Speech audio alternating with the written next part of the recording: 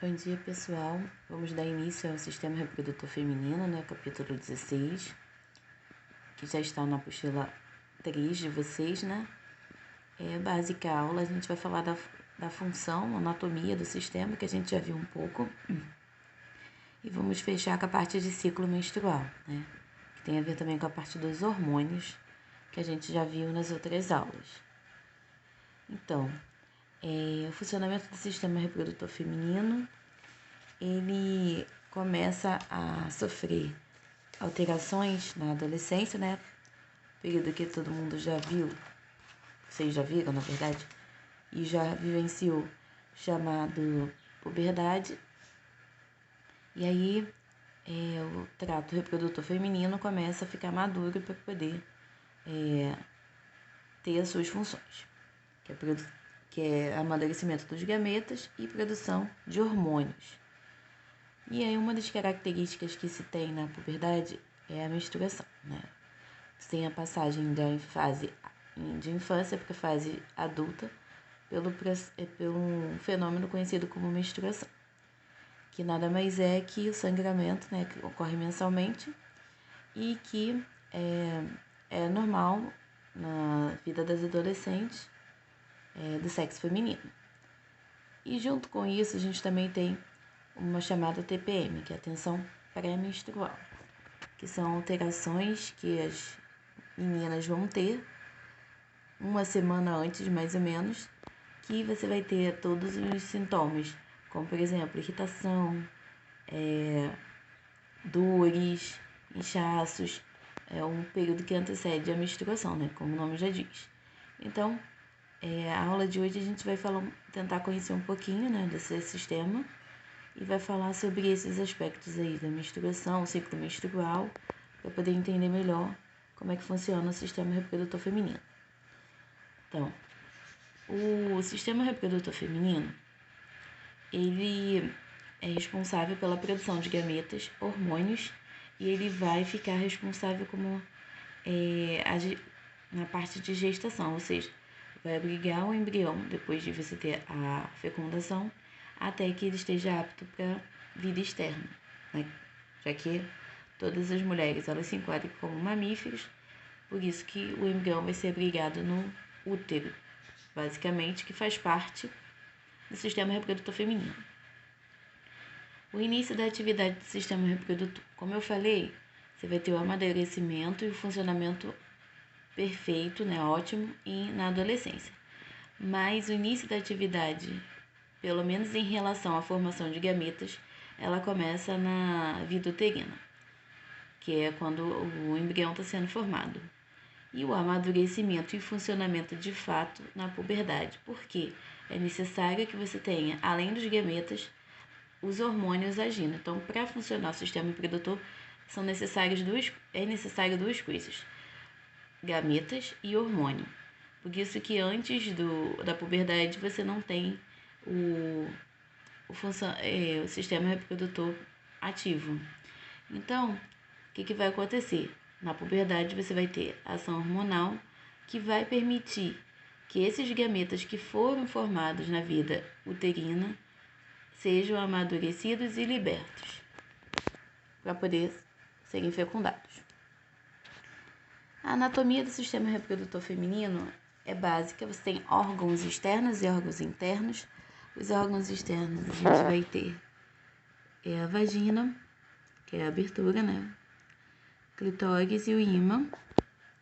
Na verdade, basicamente, a gente nem considera a vagina essa parte externa chamada vulva, corrijam.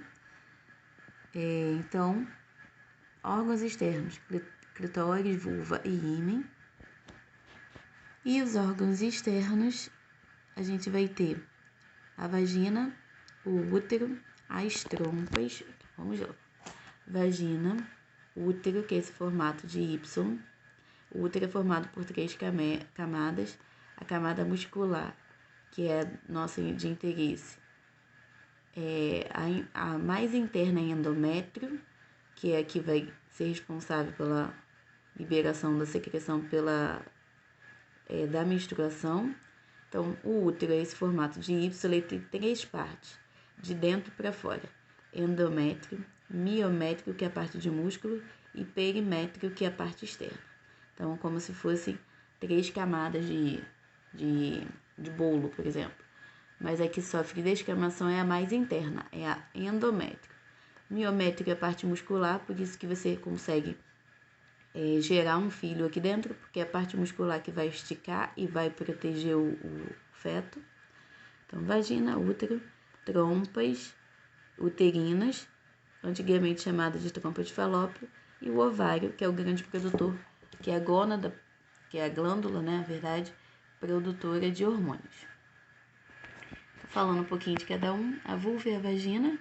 A vulva você tem algumas partes, como o monte púbico, que é a parte da pele, grandes e pequenos lábios, que são a parte que vai proteger, né, o local da entrada da vagina, o clitóris, que a gente vai ter, o clitóris a gente vai ter na região da entrada, como a gente já viu no slide anterior, deixa eu voltar aqui o slide, que fica na parte superior. Ele fica na parte superior e a parte do tecido erétil da mulher, né? A parte que é responsável pela ereção da mulher. E a gente vai ter, além disso, é importante o vestíbulo, né? Que é uma parte entre a abertura da uretra e da vagina, que não foi mostrada nas imagens e nem é muito mostrado também. O ímen, a membrana que fica na entrada da vagina, que vai ajudar na questão da proteção. O ímen. Ela ajuda a proteger. Ela fica na entrada, embora ela seja uma membrana, ela permite que saiam as secreções e as menstruações. Ela ajuda a prevenir contra infecções, por exemplo, ela não deixa micro-organismos entrarem. Então, é um órgão de proteção, basicamente. E as glândulas de Bartolin, as duas ficam, Bartolin, na verdade, as duas ficam na abertura da vagina, nos dois lados, e produzem um líquido incolor e viscoso, que ajuda na lubrificação do canal vaginal. Então, falando um pouquinho da vulva, a vulva, ela fica na região externa, né, e ela compreende esses pedaços. Agora, falando da vagina. A vagina é um canal formado por músculo bem elástico, ou seja, flexível. Por que é flexível? Por que a gente sabe que é flexível? Porque pode ser um local, por exemplo, de saída do bebê. E aí você vai ter, por exemplo, no parto normal, ela esticando ali. Por isso que é uma estrutura muscular, porém elástica. É o local que acontece a cópula, né, entre o encontro dos sistemas reprodutores masculino e feminino, local por onde são eliminadas as secreções menstruais, né, e também a urina, e é o canal que a gente pode ter um parto se for normal.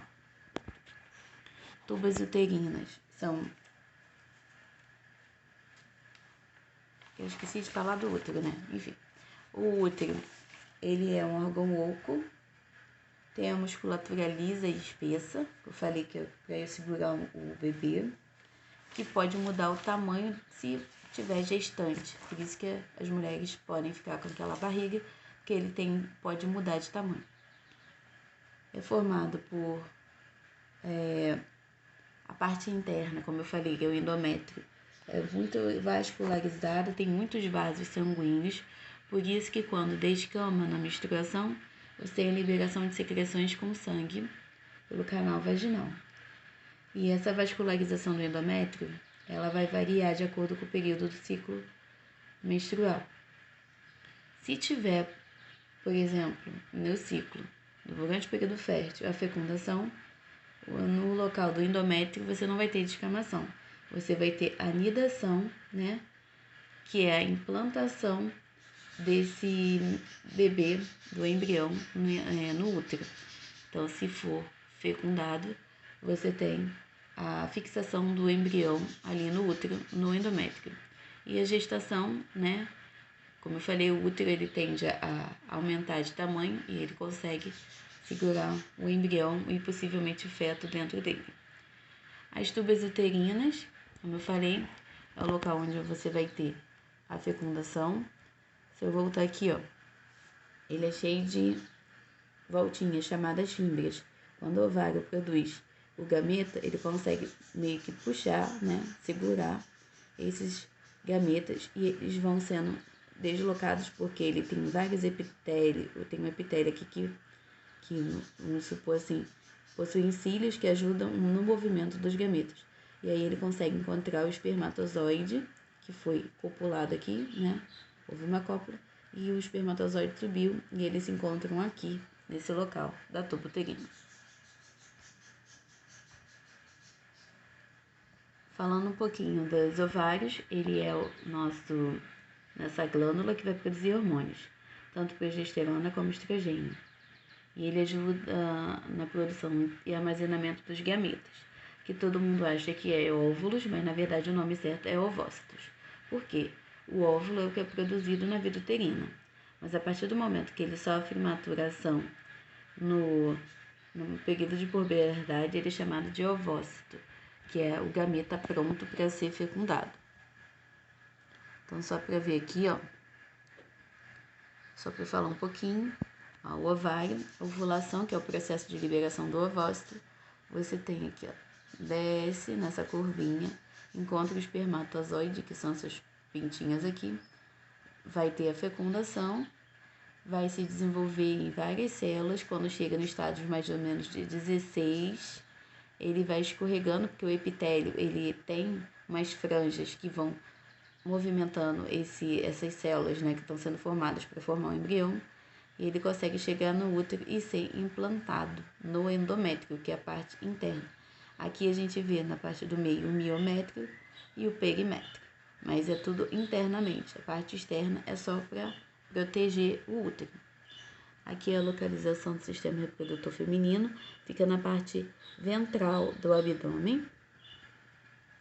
E falando um pouquinho do ciclo menstrual, ele tem duração de 28 dias, ele ocorre devido às alterações hormonais, por isso que não ocorre antes da puberdade.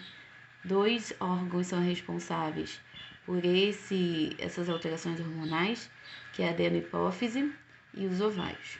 A adenohipófise vai liberar os hormônios gonadotróficos, porque são hormônios que vão estimular a glândula. Quem é a glândula que vai estimular? Os ovários. Então, ele vai liberar o FSH, que é o hormônio folículo estimulante, tá em inglês, por isso que tem essas siglas, que vai ajudar no amadurecimento dos gametas femininos. E o LH ele vai ajudar na ovulação, que é a liberação desse gameta para poder haver a fecundação. Então, esse aqui ajuda no amadurecimento e o LH, que é o hormônio luteinizante, na ovulação. Uma vez que esses hormônios atuam no ovário, você vai ter a estimulação não só do amadurecimento do gameta, mas como o estímulo para o ovário produzir estrogênio e progesterona. O estrogênio e a progesterona, por sua vez, assumem o seu papel, né, no meio do ciclo e ficam altos caso não haja a gestação, a fecundação, eles tendem à queda, que é quando ocorre a menstruação. Vai ficar fácil na figura posterior para eu poder explicar o ciclo. Então, a menstruação, como eu falei, é a descamação e sangramento do endométrio. Por quê? Porque o endométrio é é a parte do útero que é vascularizada, ou seja, tem muitos vasos sanguíneos. É comum haver no ciclo menstrual chamadas cólicas, porque é necessária a contração da musculatura do útero, uterina, do miométrio, para que o endométrio seja descamado e seja liberado, né, para limpar para um novo ciclo menstrual. E é importante dizer que os ciclos menstruais na mulher, elas sofrem uma diminuição da sua atividade dos ovários, ou seja, ela para de produzir hormônio, tem a queda da produção de hormônios e para de produzir, cessa a produção, que é um período chamado de menopausa, que acontece a partir dos 40 a 45 anos, dependendo da mulher. Então, aqui, se a gente for ver o ciclo menstrual, você tem todas as alterações nesse trato reprodutor da mulher. A menstruação, ela se dá no dia 1. A gente tem o período de ovulação, que compreende 14 dias. No quarto dia ocorre a ovulação, que é o meio do ciclo. Então, o primeiro dia é menstruação, o meio é a ovulação. 3 dias antes e 3 dias depois é um período que pode haver, que pode haver ovulação, pode variar nesses períodos aqui, ou seja, é um período fértil. Você tem um período pré-ovulatório, que é depois da menstruação, que normalmente dura 5 dias. Então, você tem mais uns 6 dias de pré-ovulação, uns 6 dias de ovulação, e o restante é após a ovulação. Caso não haja fecundação, você inicia o ciclo novamente e aí se dá uma nova menstruação. Aqui vocês vão ver na menstruação, isso aqui está bem vascularizado, o útero. Quando ele descama, ele libera sangue, secreção menstrual pela vagina. O período ovulatório que está desenvolvido são os ovários, né? Que é para preparar para liberar os óvulos, né? Para fecundação. Então aqui, vamos falar basicamente. O início do ciclo é 1, ocorre menstruação, aqui, com restos do material que foi produzido, sangue, e aí a liberação do óvulo que não foi fecundado, enfim. Você vai ter a descamação, início do ciclo, que pode durar entre 1 a 5 dias, 1 a 7 dias, vai depender da menina. Você entra no período pré-ovulatório, que é do 5º ou 6º dia até o 10º ou 11º, e você entra no período fértil, que marca no meio do ciclo, que é o 14º, podendo variar 3 dias antes ou 3 dias depois, né? Cada ciclo de livro vai variar, mas basicamente 14º dia, 3 dias antes, 3 dias depois é o período fértil. E o período pós-ovulatório. Então aqui no período fértil a gente vai ter, vamos voltar, período pré-ovulatório. Você vai ter o óvulo sofrendo a maturação dos hormônios da adenohipófise, que foi produzido no cérebro, para ele amadurecer e ser liberado na ovulação, que vai ser aqui. Então, o óvulo maduro vai liberar aqui na tuba uterina, o processo chamado ovulação, e aí você vai ter, o útero vai começar a ficando espesso para poder liberar um possível embrião. E aqui, se você não tiver um embrião, o que vai acontecer? O útero vai ficando mais vascularizado, vai ficando igual a esse aqui, a menstruação. E aí, ele ficando vascularizado, ocorre uma nova limpeza, liberação dessas secreções do óvulo, que foi liberado, mas não foi fecundado, para um novo ciclo se começar. Então, falando um pouquinho dos hormônios. Falando um pouquinho dos hormônios, deixa eu ver se dá para enxergar aqui.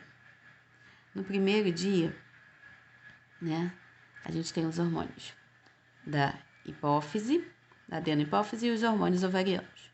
No primeiro dia, da menstruação, todos os hormônios estão baixos.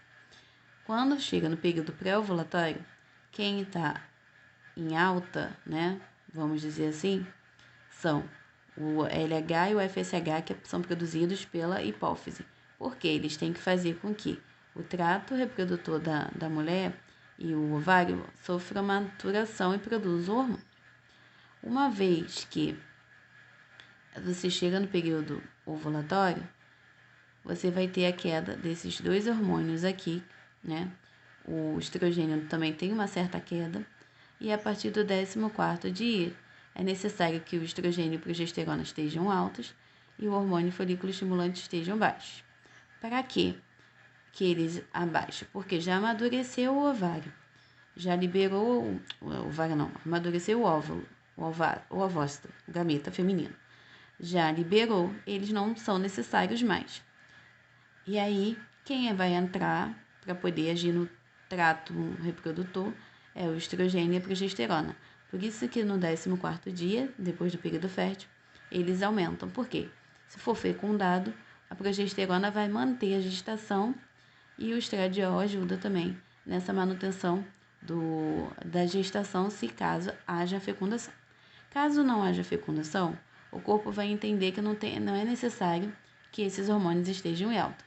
Aí quando chega mais ou menos próximo do 28º dia, que é o final do ciclo, ele sofre a queda. É nessa queda, né, que a gente tem os sintomas de TPM. Então, uma vez que eles caem, você vai ter a diminuição de todos os hormônios, que é o que vai ter a menstruação. Então, na menstruação, o LH, o FSH, a progesterona e o estrogênio estão baixos. E aí você inicia um novo ciclo, aumentando os hormônios da hipófise e o estradiol também.